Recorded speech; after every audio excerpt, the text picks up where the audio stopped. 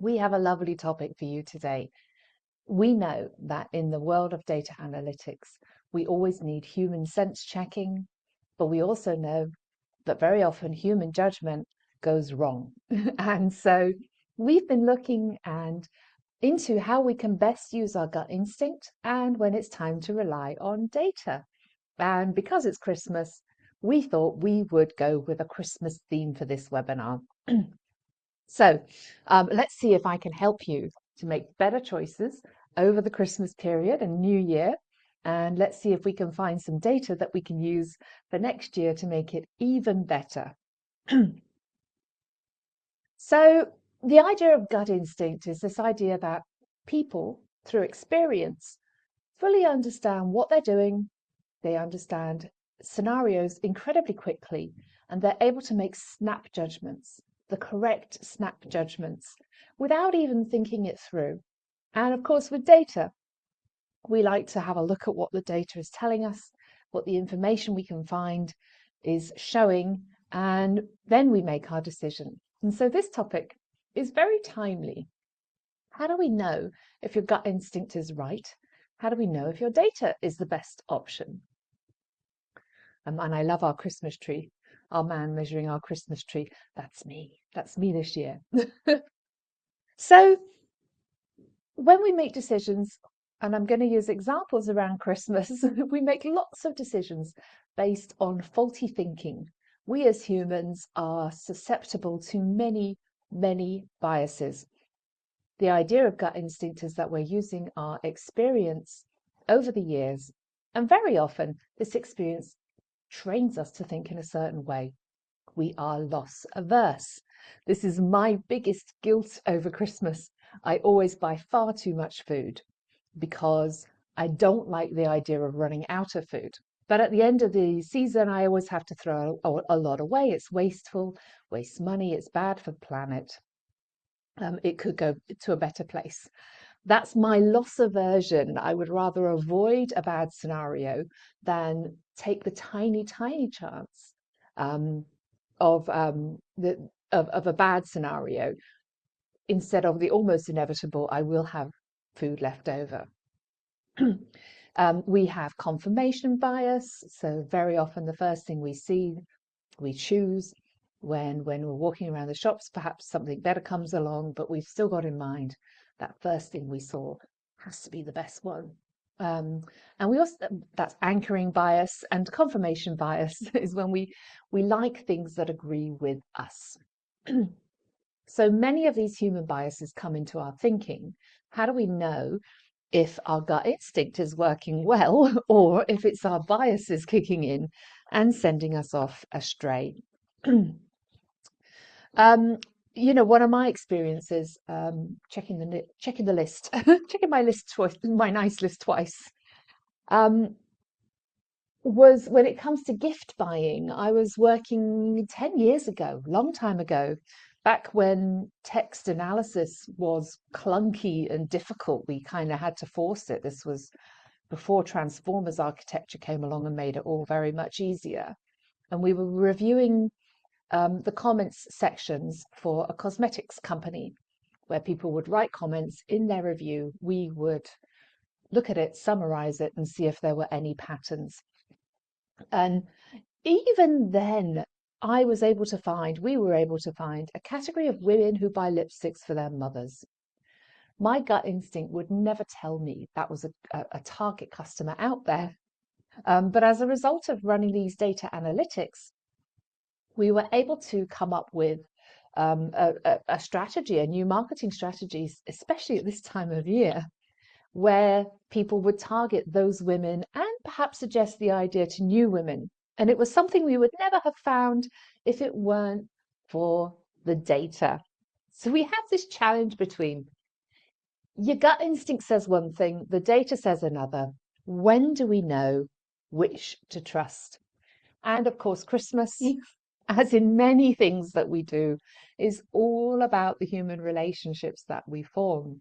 And so whenever we're trying to push our view of data-driven world, we have to bear in mind that not everybody agrees with us. And in particular, the ways that we make decisions are based on lots of things. Only one of those is the data. Quite often we base it because there's coercion involved, it's the rules. We can see this at Christmas. The shops open at a certain time, they close at a certain time. And if you haven't done all of your Christmas shopping by 4 o'clock on Christmas Eve, you're in trouble. That's where we're forced to do something. There's reciprocal power. We see this a lot. I'll come to your party, you come to my party. I'll buy you a gift, you buy me a gift.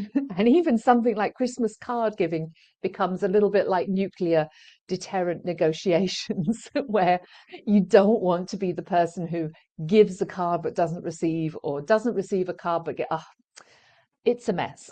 So very often reciprocal power is something that guides human relationships. We do something for others because they do something for us. And this is having a large influence on our decisions. Emotive power, yes, feels easy when many of us overcommit at Christmas time to too many parties, New Year's parties, Hanukkah parties, Christmas parties. Many of us say yes to everything and then realize in horror when the time actually comes that we're exhausted, we're tired, we haven't finished all the jobs we need to do.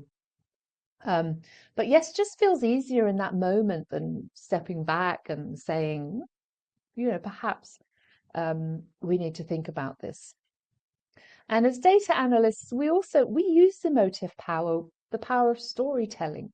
We pull out what information we can find in that data set and turn it into a beautiful, emotionally persuasive story that we hope will inspire change.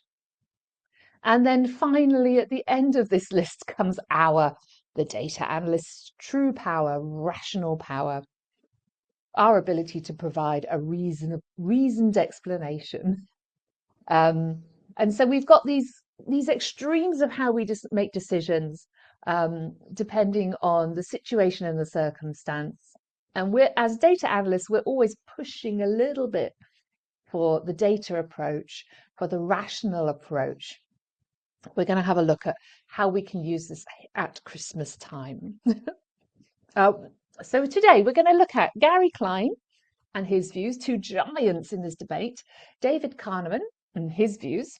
They do not agree, those two titans of the field, but we have some training. They did get together, they met, they talked, and as the basis of their discussions, there are some takeaways that we will get to at the end, where we'll look at examples of what we call high and low validity and tips to choose wisely.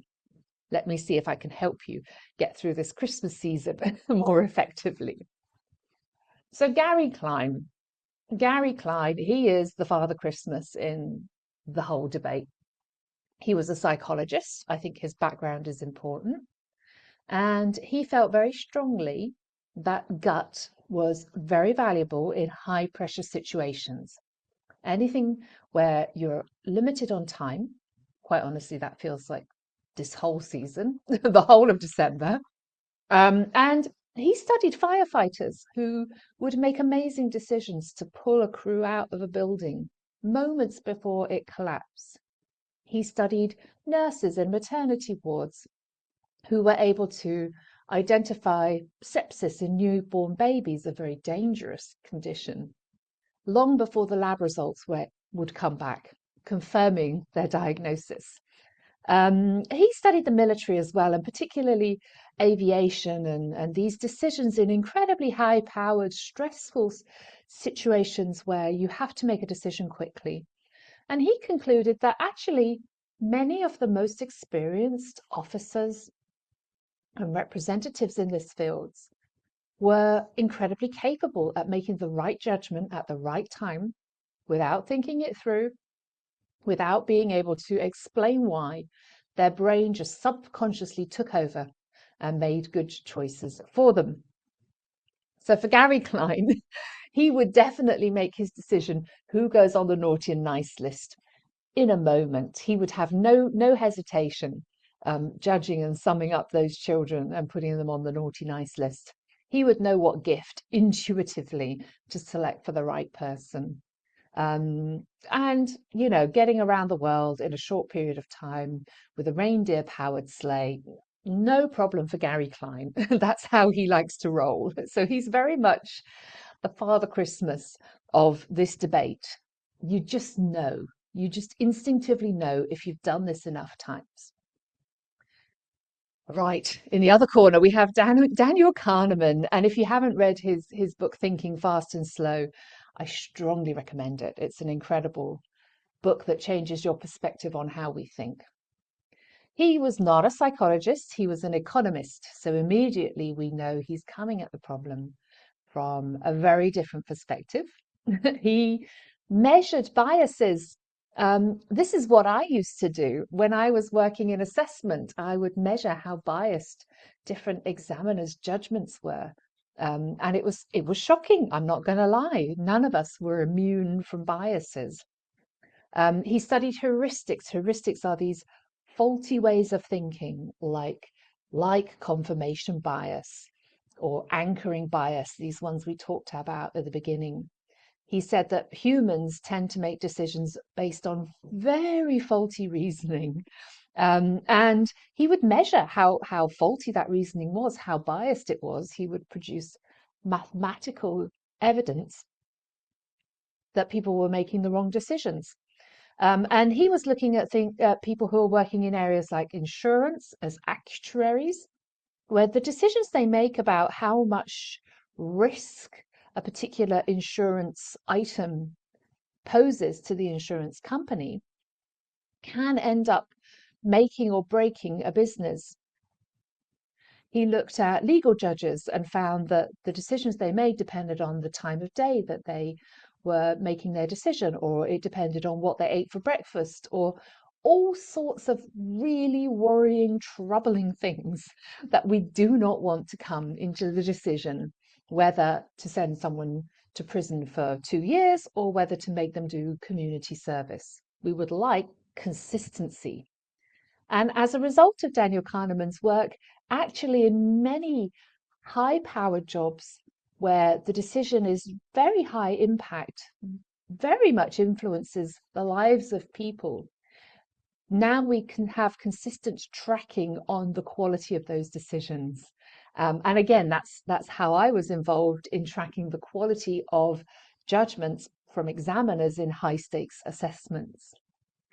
So he argued that people are overconfident. I agree with him. Before I started looking at the numbers, totally overconfident in my ability to make the right choices. And when you see the numbers on yourself, it's quite shocking. He said in most environments, gut instinct is not a help. We should be ignoring it. So at Christmas, how do we make the choice? They're both right, of course. There are times when gut instinct is best, and there are times when the data is best. We know this because while we work in data analytics and very much on mathematically measuring and calculating, and like my lipstick data set, viewing patterns that cannot be seen by the human eye, but getting a machine to go out and find them. We know that works, but we also know that we always need to have human input, human oversight. We need to consult with people who are affected. We need to ask our stakeholders. Because sometimes that instinct is absolutely correct and it sees things that the data can't see.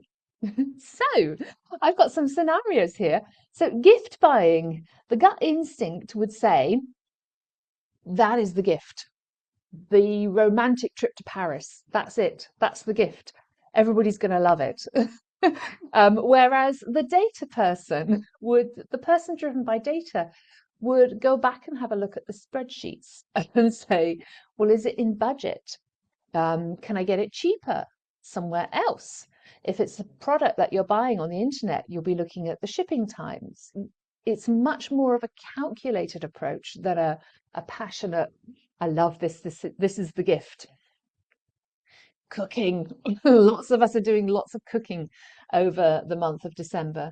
And when it comes to cooking a turkey, we know that if you've got grandma cooking that turkey and she's cooked it 25 times in her life or even more, she's experienced enough to know exactly how to cook that turkey. She can tell by the smell of it whether it's cooked, whether it's burning, whether the oven's too high. She can tell by the look of it. She can tell how the dough feels, if it's the right consistency or not, and doesn't need to follow a recipe that much. Whereas, if you're doing it for the first time, I would strongly recommend very, very precisely following a tried and tested recipe, possibly not a YouTuber, but a recipe that's been tested by a professional chef with a reputation, and follow it step by step to avoid getting food poisoning over Christmas. Decorating your home, I think lots of us do this instinctively. We just know where to put the right thing. But there are some of us who will be measuring the height of the ceiling, checking the height of the Christmas tree to ceiling clearance and making sure it all fits. And then, of course, last minute travel. Lots of people use the time off from work to go away, or they travel to visit family and friends. And my friend's daughter did this. She grabbed the phone. My friend was taking too long. Her daughter grabbed the phone and said, "Let me finish it for you." Tapped everything in, and she'd chosen the wrong airport to depart from, and they missed their holiday. Yes, you're hearing a little bias here, probably in me, that I do prefer the data approach. So these are the kinds of choices in everyday life, in business, in work, in studies, everything we do. We have choices that we can make. And we can choose which of these methods to make that decision we're going to use. So let's just have a little look at what makes a scenario good and appropriate for using your gut instinct, and what makes a scenario inappropriate. So there are times when actually this ticks all the requirements, this meets all of the conditions I need to be able to say, yes, my gut instinct can be trusted. And there are other times when you should say, oh, you know what, I can't meet this requirement, that requirement, and I'm not 100% sure here. Maybe I need the data. So, case study number 1, is the turkey burning? Turkeys are difficult things to cook. They're huge, and we don't tend to cook them all year round. So it is a slightly challenging scenario. In general, cooking the turkey is a high validity scenario, provided it's your granny cooking it. So if granny has cooked this meal dozens of times, she's ticking the requirement that she has experience of this. She's cooked it dozens of times in her life. She's got a lot of experience. She can probably recognize the scent of that turkey. She knows what burnt turkey smells like. She knows when it's cooking too fast. She can look at the color of the skin at the different cooking stages and tell. She's got this repetition, tick that. Cooking a turkey actually does follow consistent physical laws. Just like the firefighter example, where the burning of a building follows the laws of physics. At some point it gets too hot, at some point the temperature goes up, and there is a slight change in the physical floor, and those are the kinds of things that our firefighters are picking up on. Just like Granny's picking up on that turkey. Cooking follows consistent physical laws, so it's very useful. And she has had immediate high quality feedback on her decisions in the past. As soon as that turkey comes out in the oven, she can see whether it's cooked or not. Everybody will tell her if it's cooked perfectly or not. She gets that immediate feedback, and that also is one of our conditions for using your gut instinct.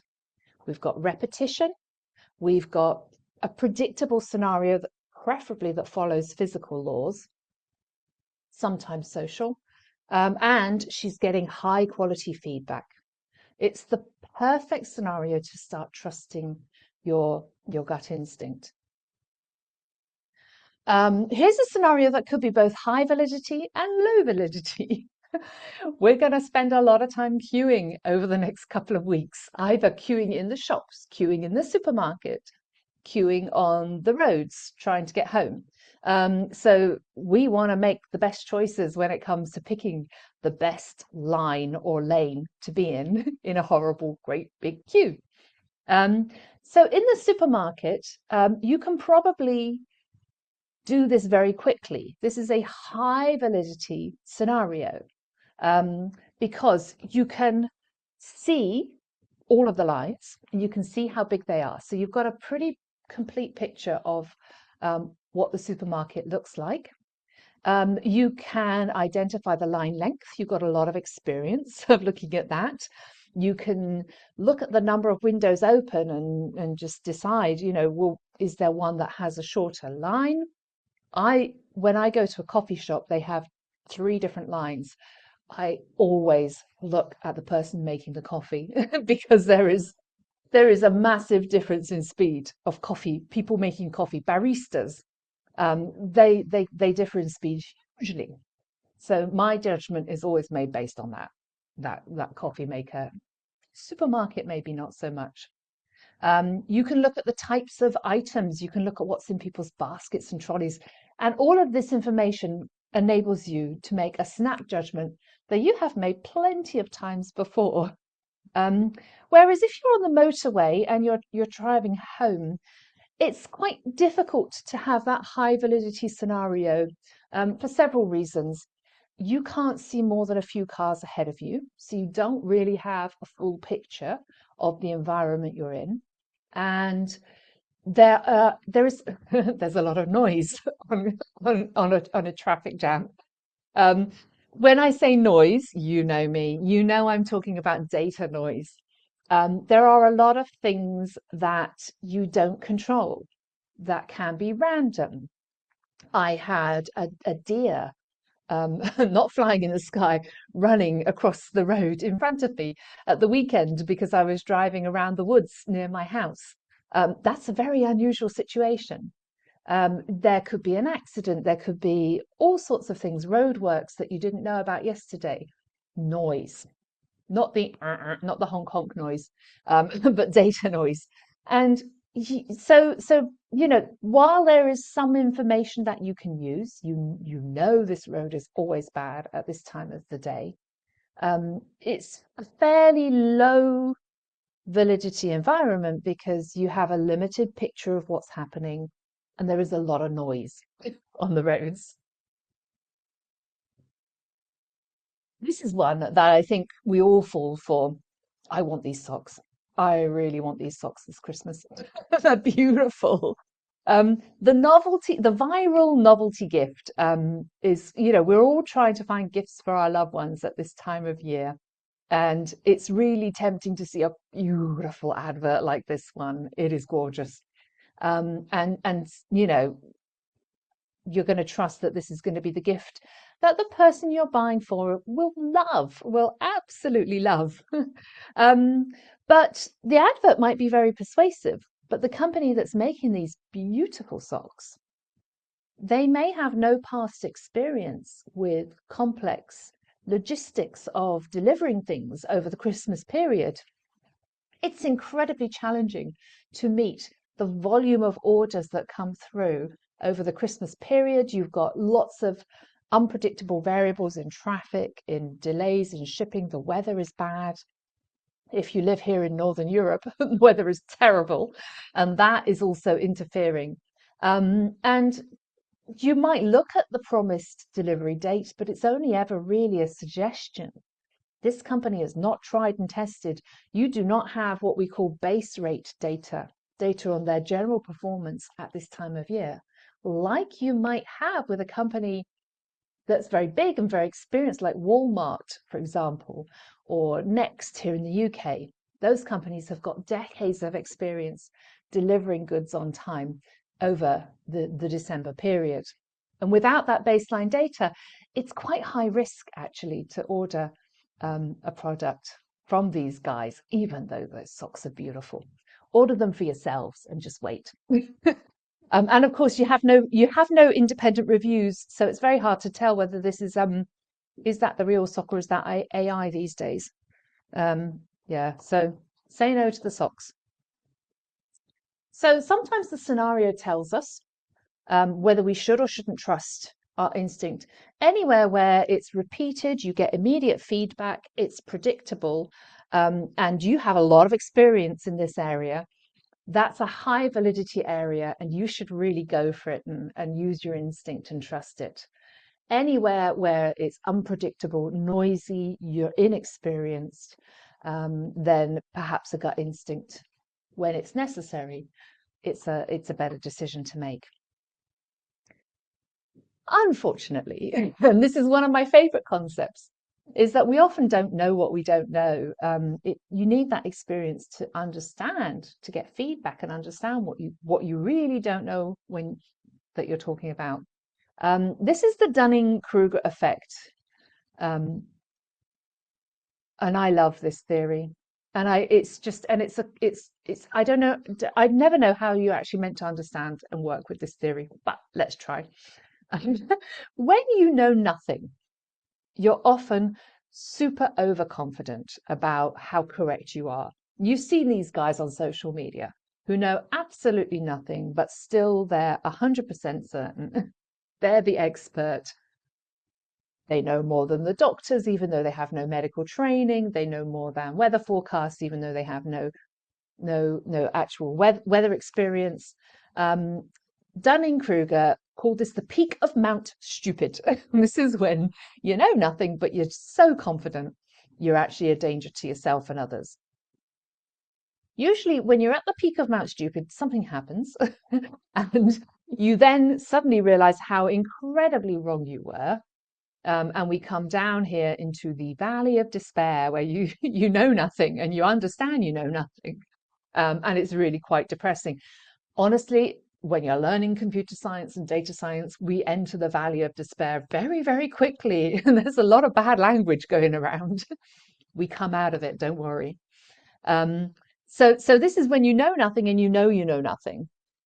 And then gradually, and this is interesting because the people who know a lot don't realize how much they know. So gradually we go up the slope of enlightenment. We know more and more, and we hope that we become more confident in our decisions. But what they found was that the people who know what they're talking about are not confident. The people who don't know are super confident. So we often don't know what we don't know. So that's one of my big arguments against trusting your gut instinct, is that it's so incredibly hard to understand when you really don't. You know what you know, but you don't know what you don't know yet, and it's incredibly hard to manage this one.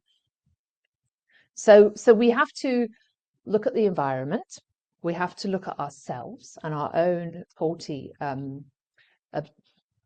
our own tendency to think we know when we don't know what we're talking about. So this comes to the idea of intuition. Is it valid intuition or is it illusory intuition? So anywhere where, for example, you're buying a lottery ticket, that's illusory intuition. You know the numbers are terrible. It's millions and millions to one. It's not going to happen, but you still buy the lottery ticket because it's nice. It's a nice feeling. It's a nice thing to imagine. When is it valid intuition? Okay, so gift wrapping. When you're wrapping up those gifts, this is a nice example of valid intuition. It's repeated. The cues are repeated. You know roughly how big the product is. You know you've got to wrap it around all of the surfaces. It follows physical laws. You get immediate, accurate feedback. It's a high validity situation. Predicting where to sit everyone around the table at the party so they don't argue. Sometimes there are people you do not want to sit next to each other because you know it's going to create an argument.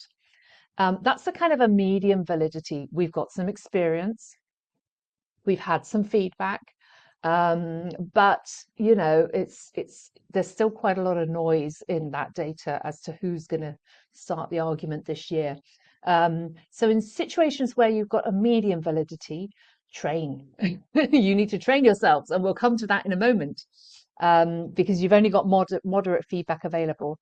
Um, at this time of year, some people like to go to the stock market and say, this particular business is selling, it's selling a Christmas themed product. It's selling Christmas jumpers.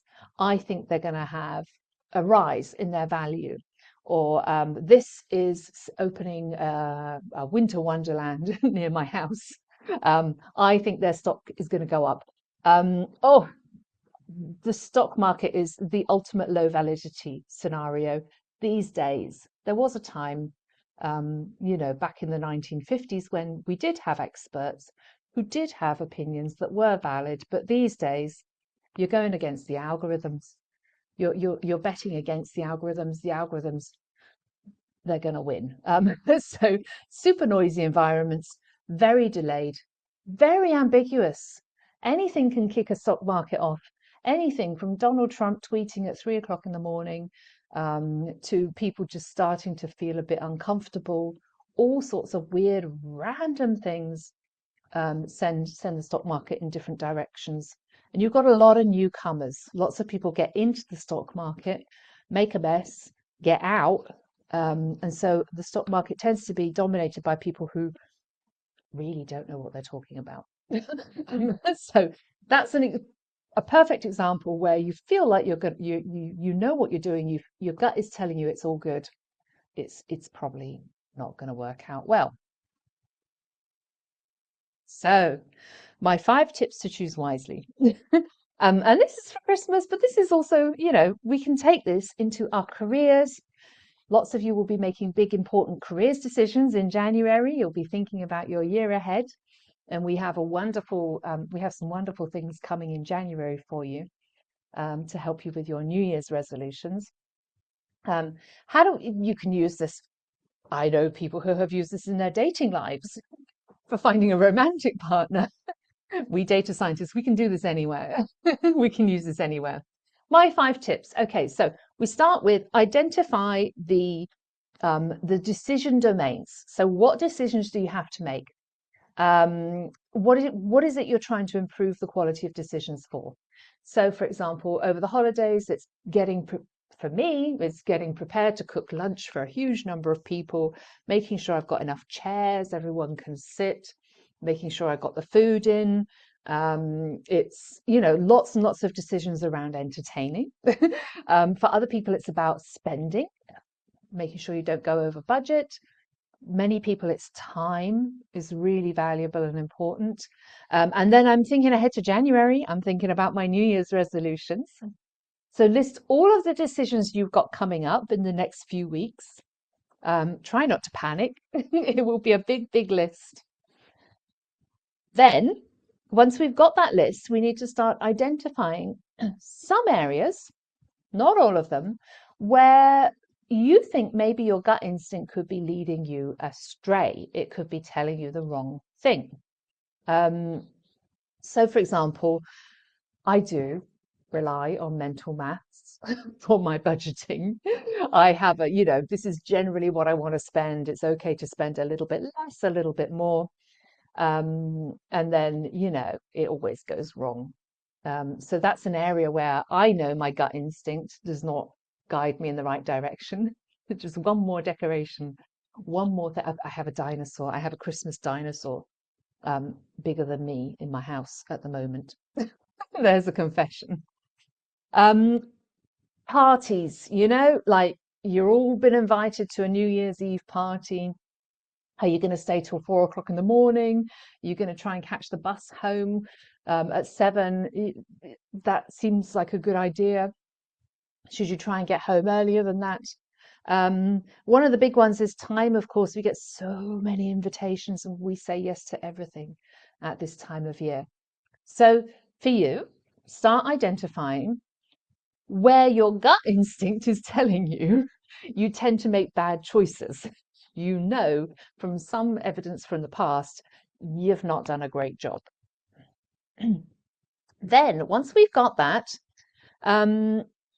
we need to start planning for next year. There's not a lot I can help you with this year, but you can start to take records. So you never leave enough time for Christmas shopping. You're in the shop buying any old rubbish Christmas Eve. because you haven't done it. Um, when you make those decisions, then you need to create a fast, high quality feedback loop. And this will help you to train your gut instinct to work better for you next year. So instead of just ignoring the shopping, write down what your decision is. I think it will take me 1 hour to buy gifts for all 10 members of my family. And I'm going to go to X shopping center. And do the same. I think it's going to take me 30 minutes to get to the shopping center. Anywhere where you tend to get in a horrible mess. I think I've offered to cook the pudding, the dessert, for Christmas lunch. And I think it's going to take me a half an hour. And I'm going to get all the ingredients first time, accurately. Write down your predictions and then actually start logging the real cost or the real time or what actually happened as you're doing things. At the end of the day, just sit down and say, oh my goodness, I just spent 5 hours going around the shops and I didn't even get half the gifts that I expected. Write it down. Put a little bit of distance between you and that decision. And just log it for everything: shopping, cooking, traveling, seeing friends, any of these big decisions that you're taking. In January, you can do a very quick check and just see, well, I thought this was an amazing gift my friend would love. I bought my friend vouchers for the smartest, poshest restaurant in town because it's really special and I thought she'd love it. But she hasn't used the voucher yet and she hasn't talked about it and I don't think she really wants to go. Maybe my choice of of buying her that voucher for that restaurant was not the right thing. Maybe she hasn't been able to find the time, or she hasn't found the travel. She hasn't been able to travel to get to that restaurant. Maybe she needs babysitters. Maybe there was something in there that I didn't factor in. Write it down. At this stage, we're just writing it down to see if we can create a better feedback loop. Remember, we can train our gut to make better decisions by giving it some decent feedback. Do some calculations. So, for example, I felt confident making this purchase. My dinosaur. I still feeling confident my dinosaur was the right choice. And who doesn't need a dinosaur with a Christmas hat at Christmas time? But I will in January sit down and see if there was a big difference between how much I thought I was spending and how much I actually spent. Shopping, maybe I really underestimated how much time I needed to spend shopping or traveling to get to visit my friends or my family this year. Write it down and write down what you forgot to factor in. What was it you forgot about? With shopping, with me, I always forget ingredients and I have to go back to the shop, wait, come back, and that adds hours onto the cooking time. Then we wait until next year, until November 2026. I'm already thinking about 2026 and the plans we have for you. So November 2026, I've already planned your time for you. Get your data back out again, put it with the Christmas decorations and get the data back out with the Christmas decorations. And now you actually have some real base data to base your decisions on. You can see, remember with those socks, with the beautiful gift socks, and I said, well, you haven't got any base rate data to trust this company to deliver. Now you have real base rate data on your performance over Christmas. And if we can see how things actually happen, it may help you to plan a little bit better next year to reduce some of the stress. I know for many people, Christmas is stressful because it is expensive. It is tiring. We get sick. We're going to parties all the time and going to bed late and having a wonderful time. And then we get sick because that's what happens. And if you are a real true data nerd, if this wasn't enough data nerdish content for you, you can always create some if-then rules to help you make better decisions next year, or whatever it is you're planning. You might like to revisit your resolutions from January. Now would be a fantastic time to see, what did you plan to do last year? How have you actually done against it? And then we can create some if-then rules. So if I have to shop at the West Quay Shopping Centre, then I must allocate 2.5 hours minimum, because it gets so busy. I have to walk really slowly. If a gift is over £50, then I must immediately go back and look at my spreadsheet before I buy it. We can create some if-then rules to help guide you next year to make slightly better decisions so that you can take some of the stress out and use your gut instinct for the really happy, fun aspects of this wonderful time of the year. And we'll be looking at this again. We'll continue with this theme into January, where we as data analysts, we know that we have to somehow find that balance between the data and the experts, what the two are telling us. So we've been looking at it through the fun lens of Christmas planning and preparing, but we know that this ability to see the value of both goes with us throughout our career. And we'll be revisiting this topic in January next year as well, and for 2026. So just to recap, you need to think carefully about the environment where you're making the decision. Is it well suited to using your gut instinct, or would you be better off looking at some data? Then we need to bear in mind, we are all fallible. We all make bad decisions. Be aware of where you do make these bad choices again and again and again. Write down what went wrong. See if you can correct it. See if you can train yourself and train your gut instinct to work more effectively and better for you. Right. 2026, New Year's Eve is coming rapidly. We've got lots of lovely things for you in 2026, and I really hope to see you all next year for more of our support.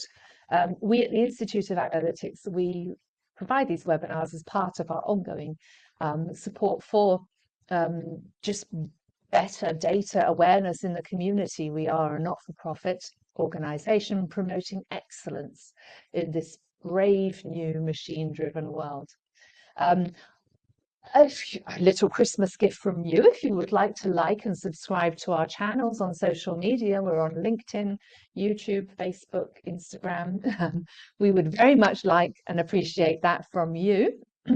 And if you liked today's content, please do have a look at our insights page on our brand new website, launched last Friday.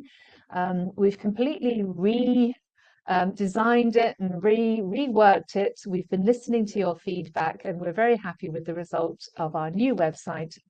Our insights page has got lots of the content we've been doing on gut versus data, where we go a little bit more academic into the topics that I've been talking about today.